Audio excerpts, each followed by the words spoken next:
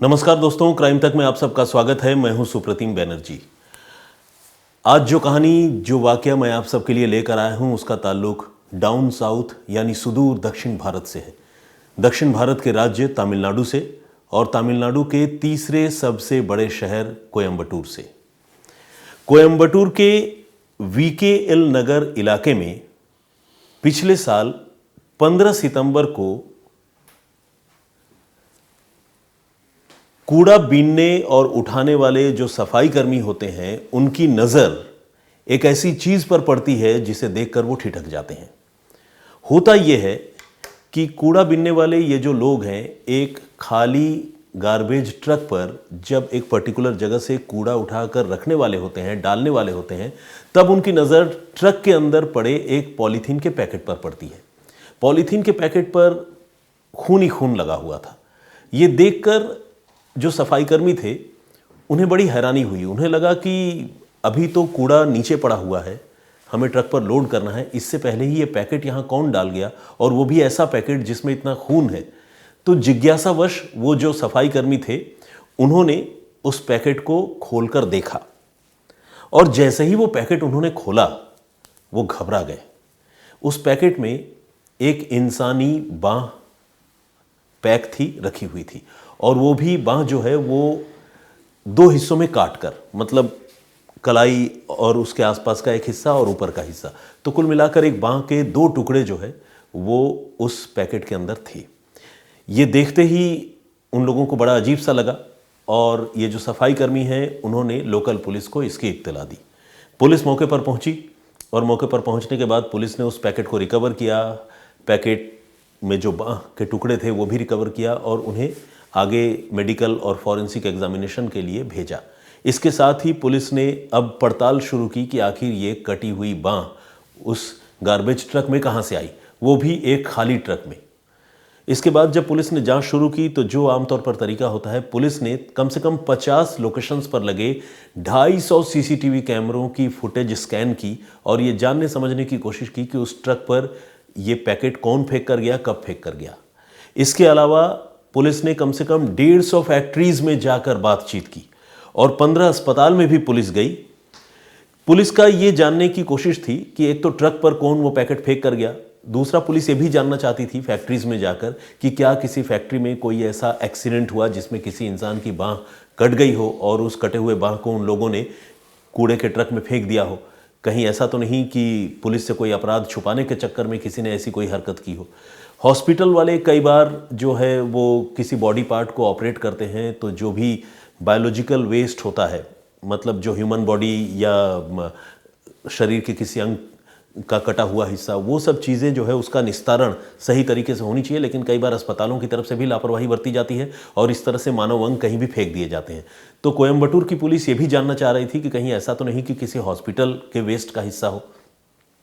Police ने बड़ी कोशिश की, लेकिन पुलिस को कोई फायदा नहीं हुआ। पुलिस ने तकरीबन 500 मिसिंग कंप्लेंट्स को भी एक्सप्लोर किया, और ये जानने समझने की कोशिश की कि ये कटा हुआ हाथ कहीं उन मिसिंग कंप्लेंट्स वाले लोगों के साथ उसका कोई रिलेशन तो नहीं है। और ये सिर्फ कोयम्बटूर ज़िले की बात नहीं है, बल्कि आस पड़ोस के जो दूसरे ज़िले हैं वहाँ पर भी पुलिस ने पता किया, लेकिन पुलिस को कोई बहुत ज़्यादा फ़ायदा नहीं हुआ। तो कुल मिलाकर पुलिस की एक्सरसाइज जो है वो लगातार चल रही थी। इसी बीच, इसी कोशिश में पुलिस को ये पता चला, ये 15 सितंबर की घटना है, 15 सितंबर 2022। 18 सितंबर 2022 को कोयम्बटूर के ही कत्तूर थाने में एक महिला ने अपने पति की गुमशुदगी की रिपोर्ट दर्ज करवाई। इस महिला का नाम था पी श्रुति। पी श्रुति की उम्र तकरीबन 37 साल की है, और पी श्रुति ने यह बताया कि उसका पति, जिसका नाम आर प्रभु है, जिसकी उम्र 39 साल है, वो 4 दिन पहले यानी 14 सितंबर से ही गायब है। पुलिस ने जब इस मिसिंग कंप्लेंट को पढ़ा, पूरे मामले को समझा, तो पुलिस को ये लगा कि हो सकता है कि वो कटा हुआ हाथ इस शख्स का हो। ऐसा होने के पीछे, ऐसा सोचने के पीछे पुलिस के पास जो सबसे बड़ी वजह थी वो थी टाइमिंग। आपको याद होगा कि कटा हुआ हाथ जो है वो 15 सितंबर को मिला था और पी श्रुति ये बता रही थी कि उसका पति 14 सितंबर को गायब हुआ है और रिपोर्ट दर्ज कराई गई थी 18 सितंबर को। तो सारे डेट्स जो है वो एक दूसरे के आसपास के थे और अगर कोई आदमी 14 सितंबर को गायब हुआ और उसके साथ अगर कोई ज्यादती हुई, फिर उसकी लाश के टुकड़े या कटी हुई बाँह या जो भी हो, अगर जिस्म का कोई हिस्सा काट कर कोई फेंका तो वेरी नेक्स्ट डे वो बरामद भी हुई चीज़। तो पुलिस को लगने लगा कि हो सकता है कि ये कटा हुआ हाथ उसी आर प्रभु का हो। और हाथ की जो बनावट थी, जो स्किन का पैटर्न था, वो सब देखकर भी पुलिस को लग रहा था कि तकरीबन 40, 39 या 45 साल की उम्र के किसी इंसान की हाथ या बाँह वो हो सकती है। तो ये सारी चीज़ें जब पुलिस को लगी तो पुलिस ने ये तय किया कि अब इस मामले की पड़ताल जो है वो पुलिस इसी बाँह के सहारे करेगी। ये अपने आप में एक बहुत चैलेंजिंग, बहुत मुश्किल काम था, क्योंकि जब किसी इंसान की पहचान न हो, जब उसकी आइडेंटिटी इस्टेब्लिश ना हो, उसके बारे में पता करना ही मुश्किल हो जाता है। अभी तो ये भी नहीं पता था कि जिस बंदे की ये बाँह है वो बंदा जिंदा भी है, नहीं है, कोई एक्सीडेंट का मामला है, कुछ नहीं पता था। तो पुलिस ने क्या किया, पुलिस ने सोचा कि वो फॉरेंसिक एक्सपर्ट्स की मदद ले और फिंगरप्रिंट के जरिए इस आदमी की आइडेंटिटी इस्टेब्लिश करने, यानी पहचान पता करने की पुलिस कोशिश करे।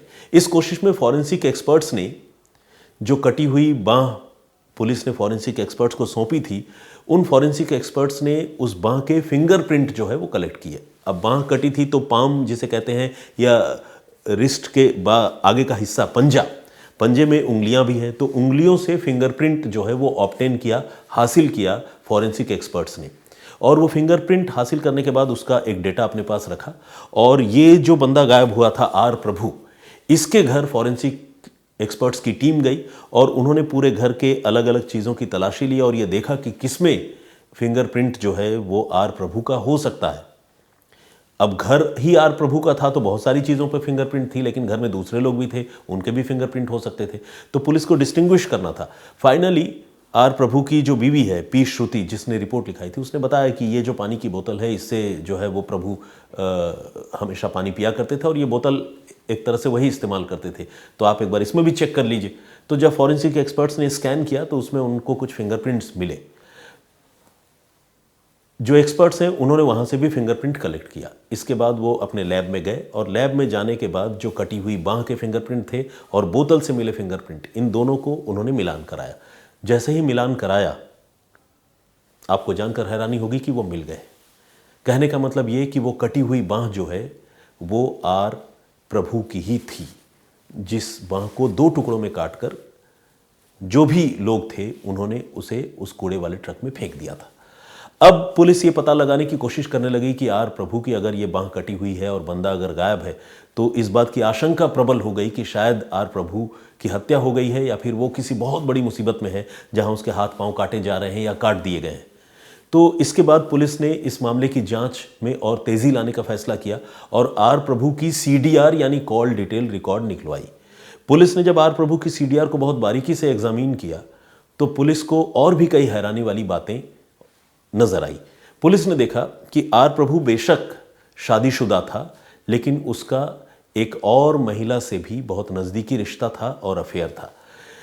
इस अफेयर के बारे में और बताऊं, लेकिन उससे पहले मैं आपको आर प्रभु के प्रोफाइल के बारे में ज़रा बता देना चाहता हूं। आर प्रभु बेसिकली एक मेल ब्यूटिशियन था और कोयम्बतूर में ही एक ब्यूटी पार्लर में वो काम किया करता था। ये ब्यूटी पार्लर जो है वो क्रॉसकट रोड एक जगह है, वहाँ पर ये ब्यूटी पार्लर है। उस ब्यूटी पार्लर में ये आर प्रभु काम किया करता था और जिस महिला से या जिस लड़की से आर प्रभु के विवाहेतर संबंध थे, यानी एक्स्ट्रा मैरिटल अफेयर था, जिससे वो चुपके चुपके बात किया करता था, वो कोई और नहीं बल्कि इसी ब्यूटी पार्लर की ओनर थी जिसका नाम है कविता।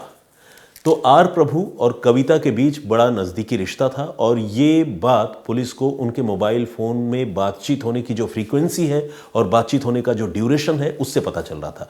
मोबाइल फ़ोन में बहुत ज़्यादा कॉल्स इन दोनों के बीच में थे और दोनों के बीच में बड़ी लंबी लंबी बातें भी होती थी। आमतौर पर नौकर और मालिक के बीच में, एम्प्लॉयर और एम्प्लॉयज़ के बीच में इतनी घनिष्ठता और इतनी लंबी बातचीत नहीं होती है, और वो भी ऑपोजिट सेक्स वाली बात जहाँ पर हो। तो पुलिस को ये लगने लगा कि आर प्रभु का कविता के साथ कोई ना कोई इन्वॉल्वमेंट ज़रूर है। लेकिन पुलिस जो है वो इस मामले को एक्सप्लोर करने से पहले या आर प्रभु की गुमशुदगी के बारे में जानने से पहले कविता के बारे में थोड़ा और जानकारी जुटाना चाह रही थी। तो पुलिस को ये पता चला कि उस ब्यूटी पार्लर में आर प्रभु के अलावा कविता खुद तो खैर एक्टिवली इन्वॉल्व रहती ही है, वहाँ 2 लोग और काम करते हैं जिनके नाम दिवाकर और कार्तिक हैं। और पुलिस ने जब दिवाकर और कार्तिक के मोबाइल फ़ोन की स्कैनिंग की और उनके बारे में अपने अपने सोर्सेज से पता लगाया तो पुलिस को पता चला कि ये जो कविता नाम की महिला है वो सिर्फ आर प्रभु के साथ ही इन्वॉल्व नहीं है, बल्कि उसकी दिवाकर और कार्तिक के साथ भी जो है बहुत ज़्यादा घनिष्ठता है। ये एक अपने आप में बड़ी अजीब बात थी। एक महिला जो किसी शादीशुदा आदमी के साथ संपर्क में थी, वो अपने ही ब्यूटी पार्लर में काम करने वाले दूसरे लोगों के साथ भी बेहद करीब थी। लेकिन कविता कि दिवाकर और कार्तिक के साथ जो नज़दीकी थी और जो आर प्रभु के साथ जो नज़दीकी थी, क्या यही कत्ल की वजह बनी? पुलिस इस सच को जानना चाहती थी और इसलिए पुलिस ने सबसे पहले कविता को और दिवाकर को इंटरसेप्ट किया और उन्हें हिरासत में लिया। हिरासत में लेने के बाद जैसे ही आर प्रभु के बारे में उनसे पूछताछ की तो दोनों ने पहले थोड़ी हिला हवाली की, इधर उधर की बातें की, लेकिन फाइनली उन्होंने ये मान लिया कि उन्होंने आर प्रभु का कत्ल कर दिया है। और कत्ल भी आज से कई रोज़ पहले 14 सितंबर को, जब आर प्रभु जिस रोज़ घर से गायब हुआ था या इन लोगों ने धोखे से जिस रोज़ उसे अगवा किया था, उसी दिन उसकी हत्या कर दी गई थी। और न सिर्फ हत्या कर दी गई बल्कि हत्या करके कविता, दिवाकर और कार्तिक इन तीनों ने मिलकर प्रभु की लाश के 12 टुकड़े किए और 12 टुकड़े कर उन टुकड़ों को कहीं कूड़ेदान में, कहीं किसी नाले में, कहीं किसी नहर में, ऐसी ऐसी जगहों पर निपटाया, ऐसी ऐसी जगहों पर फेंका जो एक साथ न तो जमा किया जा सके और न ही मरने वाले शख्स की पहचान हो सके। इस इरादे में वो काफ़ी हद तक कामयाब भी रहे, क्योंकि पुलिस को अब तक सिर्फ उस जिस्म के, प्रभु के जिस्म के सिर्फ 2 ही टुकड़े मिले थे और वो भी दोनों टुकड़े एक ही बांह के थे, जिसके बारे में मैं आपको पहले बता चुका हूँ। अब 2 चीज़ें आपको और बतानी बाकी है। एक तो ये कि ये कत्ल हुआ कैसे, कैसे इन्होंने मारा और कत्ल के पीछे का मोटिव क्या था। तो सबसे पहले इन्होंने कत्ल कैसे किया वो मैं आपको बताता हूँ। 14 सितंबर को दिवाकर ने आर प्रभु को अपने घर बुलाया, ये कहते हुए कि वो एक गेट टुगेदर रखना चाहता है। और प्रभु जो है, दिवाकर चूंकि उसका कलीग था, साथ में काम करता था, उसने ये भी बताया कि वहाँ कविता और कार्तिक भी आने वाले हैं। तो प्रभु उसके घर सहर्ष जाने के लिए तैयार हो गया और वो दिवाकर के घर पहुँचा। और उसके बाद दिवाकर के घर ही 14 सितंबर की रात को प्रभु की इन तीनों ने मिलकर हत्या की और उसी रात उसकी लाश के इन्होंने टुकड़े भी किए, जिसकी तैयारी इन्होंने पहले से कर रखी थी। ये बात ऐसे इस्टेब्लिश हुई कि आखिरी बार दिवाकर की और प्रभु की मोबाइल फ़ोन की लोकेशन जो है वो एक साथ देखी गई थी और इसके बाद दिवाकर का फ़ोन भी ऑफ हो गया था और ये प्रभु जिसकी हत्या हुई उसका भी फ़ोन ऑफ हो गया था। तो ये सारी चीज़ें इस तरफ इशारा कर रही थी कि अपनी गुमशुदगी के वक्त ये प्रभु जो है आखिरी वक्त में दिवाकर के साथ ही था। और अब जब पुलिस ने दिवाकर को और कविता को पकड़ लिया था तो उन्होंने न सिर्फ जुर्म कबूल लिया बल्कि पूरी कहानी भी बता दी। तो इन्होंने ये कत्ल तीनों ने मिलकर किया था और आर प्रभु की हत्या करके उन्होंने लाश अलग के टुकड़े टुकड़े कर अलग अलग जगह फेंक दिए थे। अब सवाल है क्यों? तो क्यों का जवाब यह है कि बेसिकली ये जो प्रभु है ये कविता के साथ तो इन्वॉल्व था ही मैरिड होने के बावजूद, लेकिन जब कविता दिवाकर और कार्तिक के करीब आने लगी तो आर प्रभु को इससे जलन होने लगी, इससे ऐतराज़ होने लगा। अब वो अपनी मालकिन को ही इंटिमिडेट करने लगा, धमकाने लगा कि अगर वो दिवाकर से और कार्तिक से ज़्यादा मिलेगी, बात करेगी तो वो छोड़ेगा नहीं, उसे सोशल मीडिया से लेकर हर जगह बदनाम करेगा। बेसिकली कुछ इंटीमेट तस्वीर, कुछ बड़ी नज़दीकी वाली या अंतरंग तस्वीरें जो है इस कविता की प्रभु के साथ थी और वो सारा प्रभु के पास ही मौजूद था। प्रभु अब लगातार कविता को ब्लैकमेल कर रहा था कि तुम दिवाकर को और कार्तिक को अपनी ज़िंदगी से अलग करो, दूर निकालो, और कविता इस चीज़ के लिए तैयार नहीं थी। और प्रभु ये कह रहा था कि अगर तुमने ऐसा नहीं किया तो मैं किसी भी रोज़ तुम्हारी वो सारी तस्वीरें जो आपत्तिजनक या अंतरंग तस्वीरें हैं वो मैं सोशल मीडिया पर डाल दूंगा और मैं तुम्हें कहीं का नहीं छोड़ूंगा। तो एक तरह से कविता पर बड़ा प्रेशर माउंट कर रखा था इस शख्स ने, इस प्रभु ने। और तब कविता ने, जो उसके बाकी बडीज़ थे जिनके साथ उसके अच्छे संबंध थे, उनको उसने भरोसे में लिया और भरोसे में लेने के बाद फिर तीनों ने मिलकर प्रभु को रास्ते से हटाने की प्लानिंग की और इस तरह से उन्होंने 14 सितंबर की रात को धोखे से उसे अगवा किया, बुलाया और उसके बाद उसकी हत्या कर दी। ये तो रही पूरी कहानी। अब जो पकड़े गए उसके पीछे भी एक बड़ी चौंकाने वाली बात है जो आपको जाननी चाहिए। वो बात यह है कि हत्या करने के बाद दिवाकर और कार्तिक जो है वो इन टुकड़ों को लेकर 14 और 15 तारीख की दरमियानी रात को अलग अलग जगह पर भटक रहे थे। वो इन टुकड़ों को अलग अलग जगह पर फेंक रहे थे ताकि वो टुकड़े अलग अलग जगह बिखर जाएं और किसी को गायब प्रभु के बारे में कुछ पता ही न चले। तो इसी कड़ी में जब वो VKL नगर से गुजर रहे थे तब उन्होंने देखा कि एक कूड़े का ट्रक वहाँ पर खड़ा है और उस ट्रक को खड़ा देखकर इन्हें ये लगा कि इस कूड़े से भरे हुए ट्रक में अगर वो एक पॉलीथीन का पैकेट डाल देते हैं जिसमें बांह के कटे हुए टुकड़े हैं तो किसी को भी पता नहीं चलेगा, क्योंकि कूड़े के ढेर में वो यूं मिल जाएगा कि फिर उसको उस पर किसी की नज़र ही नहीं जाएगी। लेकिन ये इन कातिलों का दुर्भाग्य कहिए या बेवकूफ़ी कहिए, जो भी कहिए, इनको ये लगा कि कूड़े का ट्रक भरा हुआ है, लेकिन असल में वो कूड़े का ट्रक भरा हुआ नहीं था, बल्कि वो कूड़े का ट्रक जो है वो बिल्कुल खाली था और वो VKL नगर में जहां कूड़ा डंप किया जाता है वहां से वो कूड़ा उठाने की तैयारी में जा रहा था। इन लोगों ने धोखे से ये समझकर कि कूड़ा भरा हुआ ट्रक है, इन्होंने वो पैकेट जो है उछाल कर उस ट्रक के अंदर फेंक दिया। और इसके आगे आपको पता है कि जब ट्रक उस कूड़े वाली जगह पर पहुंचा जहां पर सफाई कर्मी उस ट्रक में कूड़ा भरने जा रहे थे, तो कूड़ा भरने से पहले ही जब उन्होंने देखा कि एक पैकेट ऑलरेडी ट्रक में पड़ा हुआ है और पैकेट संदिग्ध है जिस पर खून के छींटे दिख रहे हैं, तो फिर उन लोगों का माथा ठनका और तब उन लोगों ने उस पैकेट को उठाकर खोला और पता चला कि अरे इसमें तो इंसानी हाथ के टुकड़े हैं। तो अगर वो ट्रक वाकई कूड़े से भरा हुआ होता तो शायद ये केस इतनी आसानी से नहीं खुलता। लेकिन इसे ऊपर वाले का इंसाफ कहें या कातिलों की बेवकूफ़ी कहें या जो भी कहें, कोई ना कोई ऐसी बात या वजह अक्सर हमने देखा है मर्डर के मामलों में हो ही जाती है जिससे गुनहगार पकड़े जाते हैं। हालांकि इसके अलावा भी और भी बहुत सारी ऐसे एविडेंस वाली चीज़ें हैं। आप अगर गौर कीजिएगा तो समझिएगा, क्योंकि आप लोग लगातार क्राइम तक देखते हैं और क्राइम की घटनाओं में आप लोगों की रुचि है जानने समझने के स्तर पर, तो और भी दूसरी तरीक़ों से ये मामला सॉल्व हो सकता था। लेकिन सॉल्व होने की जो तात्कालिक वजह यानी जो फौरी वजह बनी वो बनी एक खाली कूड़े के ट्रक को भरा हुआ कूड़े का ट्रक समझकर इंसानी हाथ के टुकड़ों का पैकेट उस ट्रक में फेंक दिया जाना। खैर, ये रही पूरी कहानी जिसे कोयम्बटूर की पुलिस ने बहुत कामयाबी से सॉल्व किया और पुलिस ने इस केस में जो 3 कॉन्स्पिरेटर और किलर्स हैं एलिजेडली, कविता, दिवाकर और कार्तिक, उन तीनों को पुलिस ने गिरफ्तार कर लिया। और इसी तरह प्रभु के घर वालों को भी उनके मेंबर के मौत के बारे में बता दी गई, जानकारी दे दी गई। और आपको बताऊं कि 12 में से 8 शरीर के टुकड़े अभी तक पुलिस ने, कोयम्बटूर की पुलिस ने रिकवर कर लिया है जब तक मैंने ये जानकारी जुटाई है। बहुत मुमकिन है कि इन्वेस्टिगेशन अभी आगे बढ़ेगी तो हो सकता है कि जब तक आप ये कहानी सुन रहे हो तब तक हो सकता है कि बाकी के टुकड़े भी रिकवर हो गए हों। तो खैर, ये तो एक अलग बात है, वो प्रोसेस अपनी जगह पर है। हो सकता है कि जिस तरह के एविडेंस हैं इनको कल को आजीवन कारावास या फांसी की सज़ा भी हो।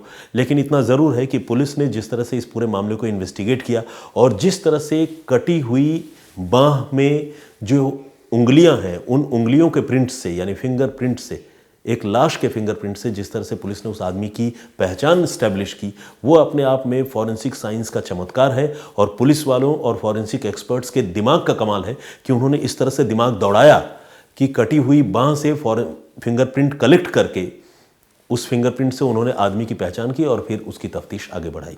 तो hats off to Coimbatore police, hats off to forensic experts इस पूरे शानदार तफ्तीश के लिए।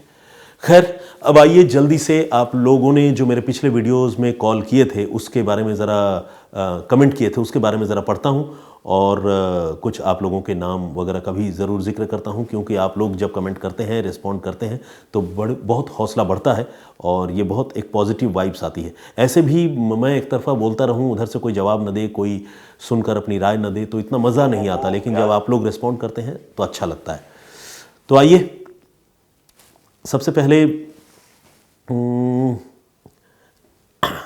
हमारे एक यूज़र हैं जिनका नाम तो खैर मुझे नहीं पता क्योंकि वो डिस्प्ले नहीं हो रहा है, लेकिन उन्होंने ये लिखा है कि आपने कोई सर्जरी करवाई है गले की।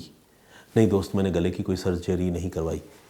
क्या मेरी आवाज़ काफ़ी बनावटी सी लगती है? मैं आप सबसे जानना चाहूँगा, क्योंकि इन्होंने जिस तरह से सवाल पूछा है मुझे इनके सवाल पूछने की वजह समझ में नहीं आई।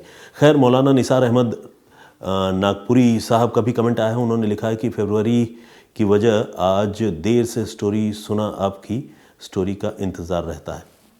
ओके, नागपुरी साहब ने क्या फरवरी वाली कौन सी बात कही है मुझे समझ में नहीं आया, लेकिन उनका ये कहना था कि उनको आज स्टोरी देर से मिली और वो इंतज़ार करते रहते हैं। ठीक है, एक और हमारे मित्र हैं जिन्होंने सर्जरी की बात कही थी गले की, उन्होंने ये लिखा है आपका वॉइस इतना चेंज कैसे हो गया। वॉइस तो कफ एंड कोल्ड की वजह से चेंज हुआ था दोस्त, अब धीरे धीरे नॉर्मल हो रहा है मेरे हिसाब से। बाकी तपसरास के नाम से एक आईडी है, आई डोंट नो कि इस मतलब पूरा नाम क्या है।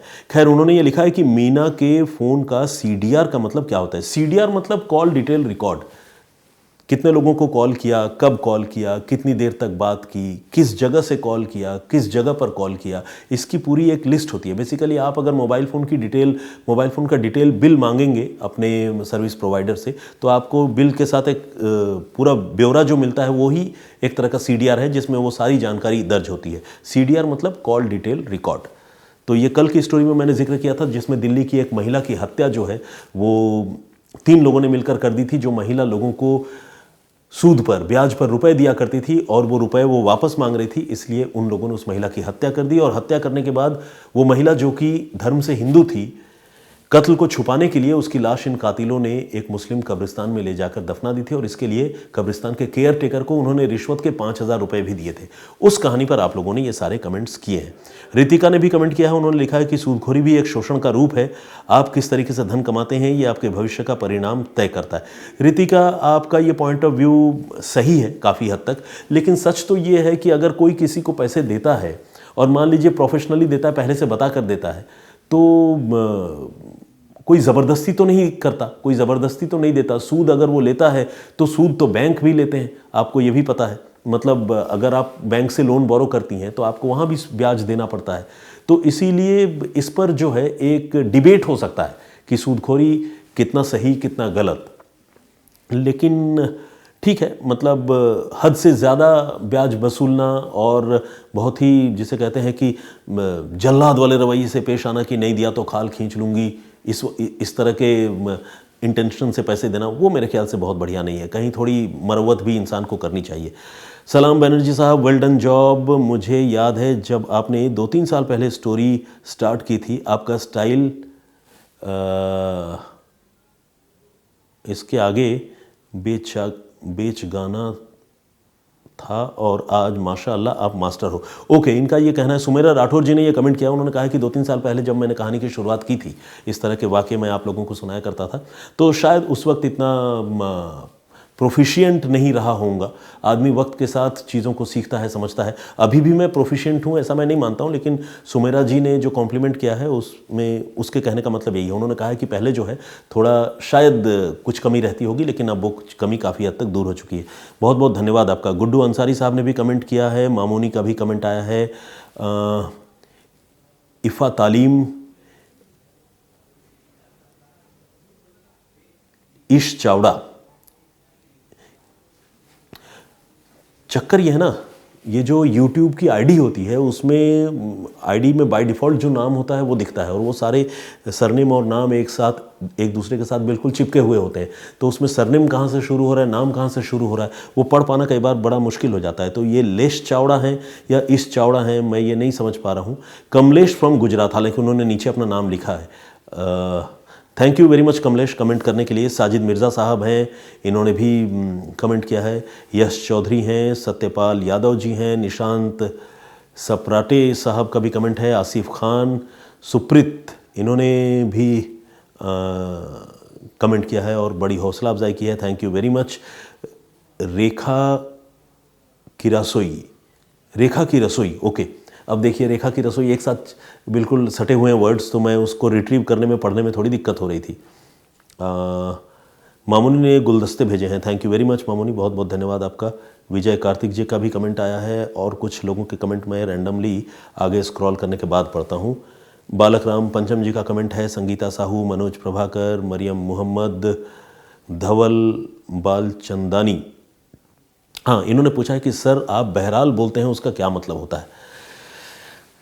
बहरहाल का एग्जैक्ट मीनिंग बता पाना मेरे लिए थोड़ा मुश्किल है, लेकिन बहरहाल मतलब चलिए यहाँ तक तो बात हो गई, अब आगे की बात करते हैं। मतलब ये जो पूरा सेंटेंस मैंने बोला, वो सेंटेंस के बदले में आप बहरहाल बोल सकते हैं कि कहते हैं ना इंग्लिश में कि एनीवे, आप ये बताइए आप कैसे हैं। तो ये जो एनीवे है बीच में लोग बोलते हैं ना, वो है बहरहाल।